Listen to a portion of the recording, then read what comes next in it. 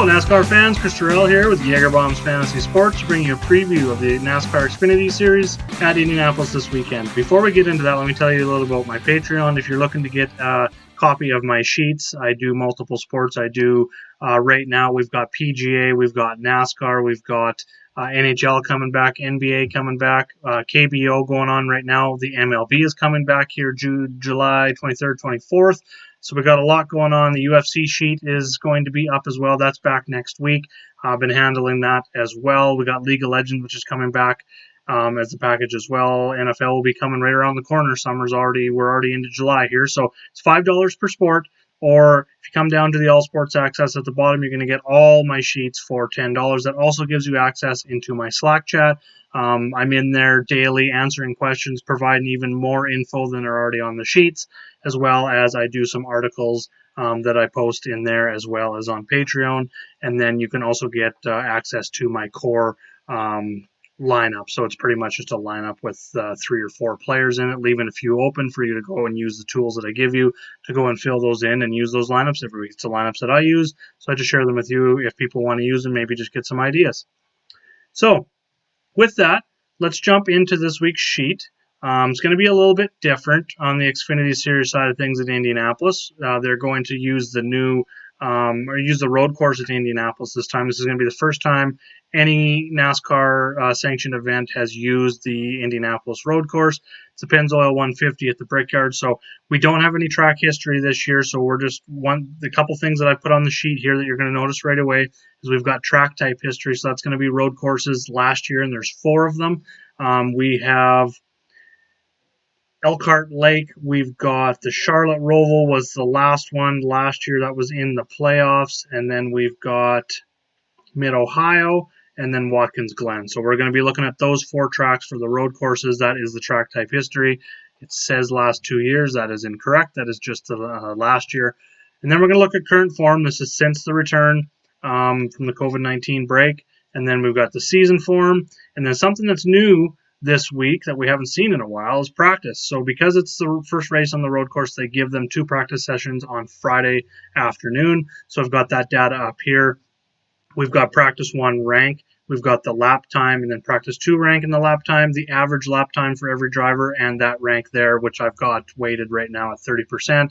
10% on qualifying, 30% on that track type that we talked about, 10% on form, and then 20% on qualifying inverse. And if you're just wondering what that is, it's pretty much just taking, if you're starting at the back, that gives you a qualifying inverse of 1. Just a way to get in some weight for place differential upside for some drivers, and that will come into play here once we start talking about some picks.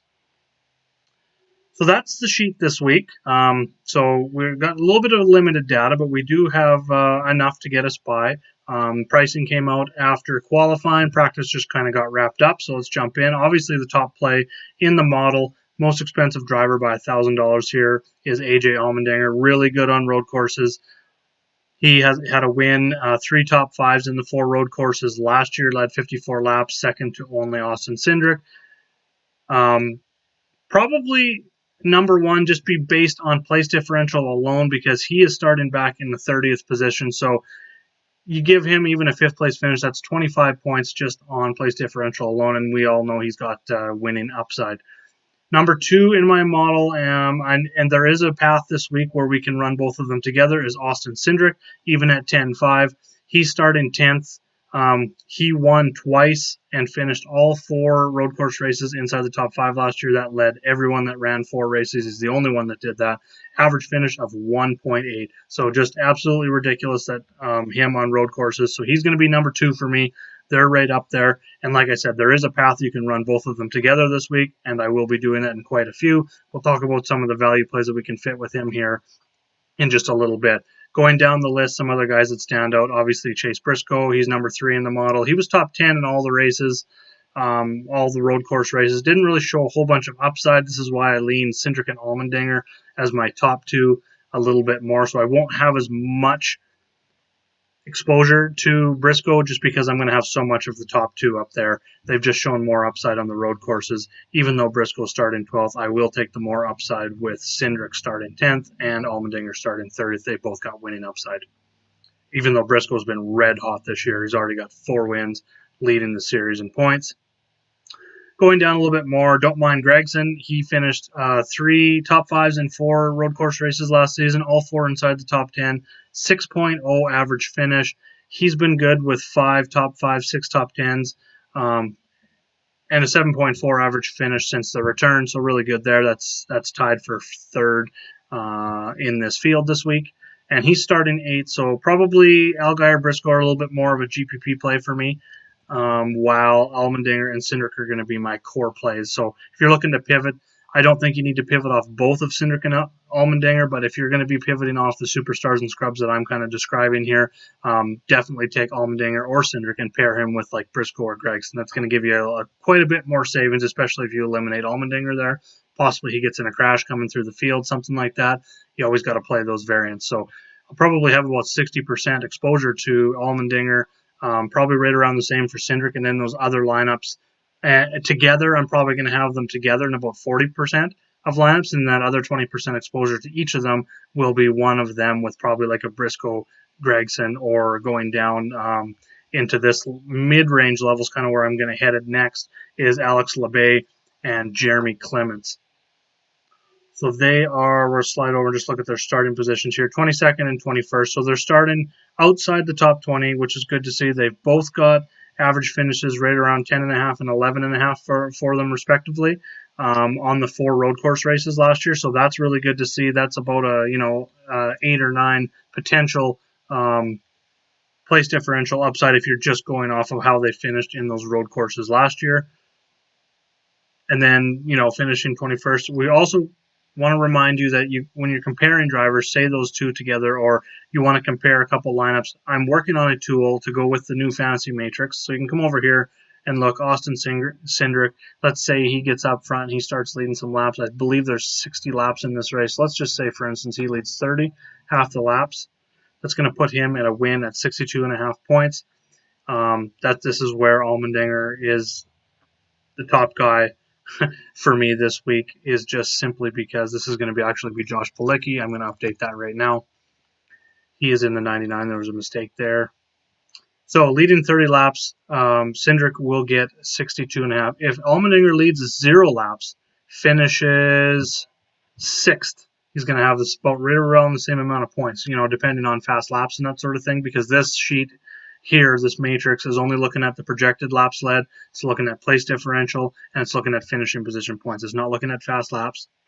So you're going to have to account that in when you're kind of playing around with the fantasy matrix. The tool that I'm working on to go with this is an area where you can manually start building some lineups, putting the drivers in, and once you do your projected laps led and it equals the amount of laps for that race, you can start putting guys in, and it's going to tell you you can actually plug in and say a projected finishing position and a projected laps led, where then you can start plugging in 6 drivers and see what your fantasy points output would be with those 6, and you can start replacing one guy and see what the upside would be and kind of give you a better look at floor and upside. So that's one thing I am working on.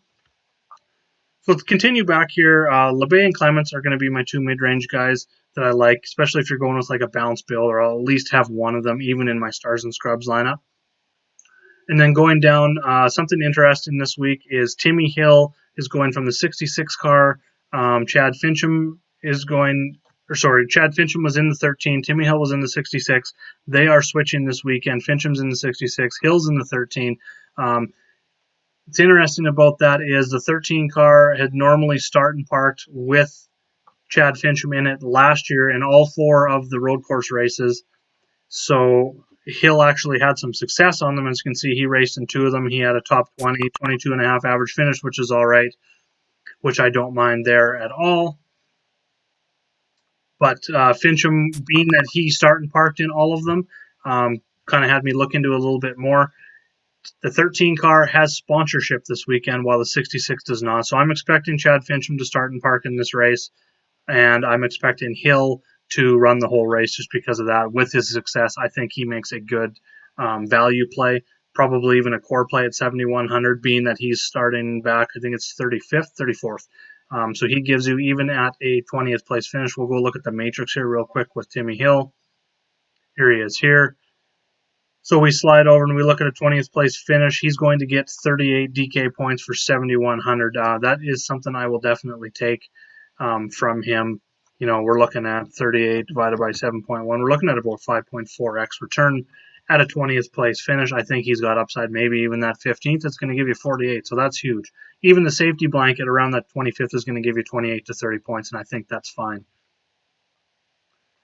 And then going down, and some guys that I will look at, we just talked about a little bit here, is in the 99 car. He's ranked number 10 in the model, is Josh Palicki.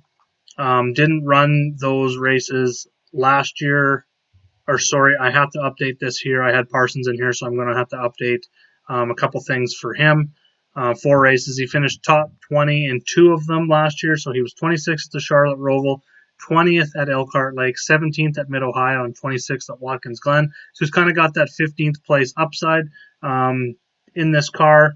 Those were in the 93 car. This isn't the 99, so it is a little bit different car, but I still think he's got right around 15th to 20th place upside, probably safety floor around 25th. So we'll go look at that at his price, starting 36th. So 15th would be 50. I would be ecstatic to get that at 6,300. 20th place finish is going to get you 40 points. I would be very, very happy with that as well. Even a nice safety floor of 30 at 25th, I will definitely take from Josh Palicki. What stands out there with him, and one reason I really moved him up, he was 8th in that opening practice, so the 8th fastest lap, which turned out to be, looking at averages, the 11th fastest lap of both practice sessions. So I definitely like that from a guy starting 36th at that price. A couple guys I'll take a shot with here are going to be Vinnie Miller in the 78 car. It's been showing about 18th to 20th place upside consistency here on, you know, at Talladega and some of the mile and a half, so I don't mind that. And then sliding over and looking at Vinnie Miller, he's got an average finish of 28.8, so nothing great that we're really going to look at from that standpoint. He was 25th in 2 of his last 3 road course races last year. That was at Charlotte Roval in Mid-Ohio. Elkhart Lake was 28th, and then the one that really brings that average down, he had an ignition problem before the race even started at Watkins Glen last year and was out of the race, finished dead last. So that kind of hurts his average overall. But seeing 25th, and 28th, kind of looking at that from him here. So we'll go look at that. 25th is 29 points. 28's that's backing you over here a little bit. 23 points. So I think that's fine. I think all these guys on these road courses have that 20th place upside, the ones that I've talked about. So that kind of gives you about a 40-point upside on him. And then the last guy I'm looking at, probably the most risky of them, Stephen Leight, down at the bottom at 4,600. He raced all 4 last year. He got 1 top 20, 26.5 average finish. Not too bad. The best one was the Charlotte Roval, the very last one, 19th. He was 34th at Elkhart Lake, Mid-Ohio 32nd, 20th at Watkins Glen. So 2 top 20s in there. I do like to see from a guy. I mean, if I could get a 20th place finish from a guy at 4,600, starting back in 28th, 32 points, I would like, that would be awesome. Even if he finishes around 25th, which is kind of where I've got him, 22 points at 4,600, is going to allow you to jam in Syndra and Allmendinger, and probably one of these mid 8K guys as well. So I don't mind that lineup construction. If you're going the other way, just going with one of Syndra and Allmendinger, that's when I'll probably be going up to, I'll be using Vinnie Miller and Josh Palicki more rather than going down to Leight. But in my lineups with Allmendinger and Syndra, I think I'll probably get down to Leight in a few. But, if I'm doing 20 lineups in the Xfinity Series here, Leight I'm going to have in maybe, 2, 3, maybe 4. Because I like the Stars and Scrubs, the Super Stars and Scrubs a lot. I really love Allmendinger here. He's going to be like the most, if I don't go 60-60 with Syndra Allmendinger, it's probably going to be more 70-50, maybe 60-50, something like that. I'm going to have more Allmendinger than Syndra if I go that way, just because of the upside, obviously, with him starting 30th. He's probably going to be the highest owned, in GPP. We're probably going to see 40 to 60% ownership, probably 50 plus in there. So that's what I'm looking at this week for the Xfinity Series. Plays are highlighted on the sheet that you can get over on my Patreon page, patreon.com/JagerBombs, $5 a month per sport, or $10 for all the sports, which is a pretty good value considering I've got about 9 or 10 sheets going right now with 3 more sheets, 3 more major sports coming here shortly. So thanks for joining me. Make sure to like the video, subscribe to the channel. There's a lot more coming down the line here in terms of videos. put out a lot more video stuff, looking at sheets, looking at previews, looking at live shows and stuff like that. So join me. Let's get some green screens together. Thanks a lot, everyone, and hit me up in chat if you got any questions leading up to lock. Good luck.